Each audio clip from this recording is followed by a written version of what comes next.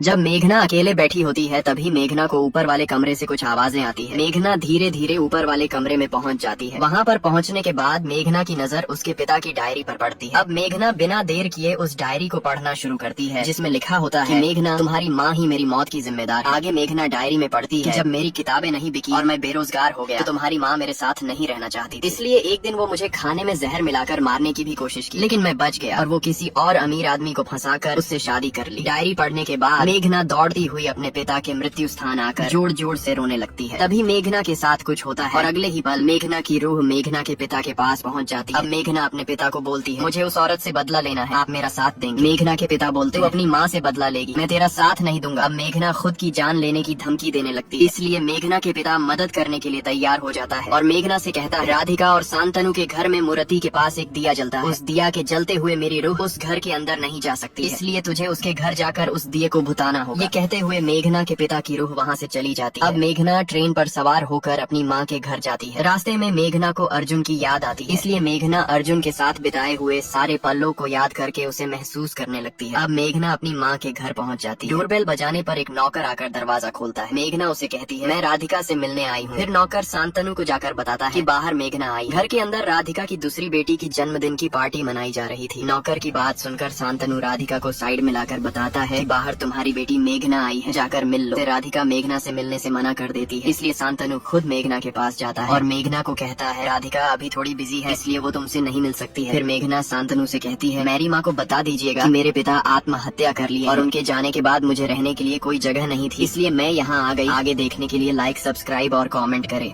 अब शांतनु मेघना को कहता है, सही कि जो तुम यहाँ आ गई, हम सब भी तो तुम्हारे अपने ही हैं और तुम्हारी माँ भी तो यही रहती है, इसलिए जितना दिन तुम यहाँ रहना चाहती हो तुम रह सकती हो। फिर शांतनु मेघना को गेस्ट रूम में ले जाता है। मेघना अपने पिता की फोटो से बात करते हुए कहती है, मैं यहाँ तक पहुँच गई पापा, अब आगे क्या करना है? तभी मेघना को बाहर से उसकी माँ की आवाज सुनाई देती है। मेघना जब बाहर आती है तो देखती है उसकी माँ अपनी दूसरी बेटी को लौड़ी सुना रही होती है। ये देखकर मेघना को बहुत बुरा लगता है, क्योंकि मेघना जब से इस घर में आई है तब से उसकी माँ एक बार भी मेघना से मिलने नहीं आई। इधर राधिका को शांतनु फिर कहता है, मेघना से मिलने के लिए राधिका फिर मना कर देती है। मेघना जब अपने कमरे में सो रही होती है तभी मेघना को दौड़ा आता है। फिर मेघना के पिता रूह आ जाती है और मेघना से कहता है, तुम्हें अभी जाकर उस दिए को बुझाना होगा। फिर मेघना उठ जाती है। अब मेघना घर वालों से छुपकर मूर्ति के पास जलते दिए को बुझा देती है। दिया के बुझते ही वो अधमरा आदमी घर के अंदर घुस आता है। अब राधिका जब अपने कमरे में सो रही थी तभी राधिका को गेट खटखटाने की आवाज आती है। राधिका धीरे से उठकर बाहर निकलकर देखती है तो कोई नहीं रहता है। फिर राधिका अपने कमरे की मोमबत्ती को बुझाने लगती है। तभी अचानक से राधिका को एक साया दिखता है। राधिका बहुत घबरा जाती है। राधिका जब अपने बिस्तर पर जाने लगती है तभी राधिका को महसूस होता है कि उसके पैरों को कोई पकड़ लिया है। अगले ही पल राधिका डरती हुई नींद से जाग जाती है। शांतनु के पूछने पर राधिका बताती है, मेघना के साथ धीरज की रूह भी इस घर में आ गया। फिर शांतनु राधिका को रिलैक्स करता है। अगली सुबह शांतनु अपने नौकर को कहकर मूर्ति के पास की दिया को जलाने के कहता है। बार बार कोशिश करने पर जब दिया नहीं जलता है तो नौकर शांतनु को कहता है, मुझे लगता है ये दिया बुझी इससे बुझाया गया है, क्योंकि कल रात को मैंने मैडम की बेटी मेघना को यहाँ पर देखा था। शांतनु नौकर की बात अनसुना करते हुए कहता है, वो मासूम बच्ची कल आई और तुम उस पर इल्जाम लगा रहे हो। इधर मेघना अपने पिता की रूह से बात करते हुए कहती है, वो औरत अभी तक मुझसे मिलने नहीं आई है, मुझे आगे क्या करना है आप बताएं, क्योंकि मैं इस घर में ज्यादा दिन नहीं रहना चाहती। आगे देखने के लिए लाइक, सब्सक्राइब और कमेंट करें।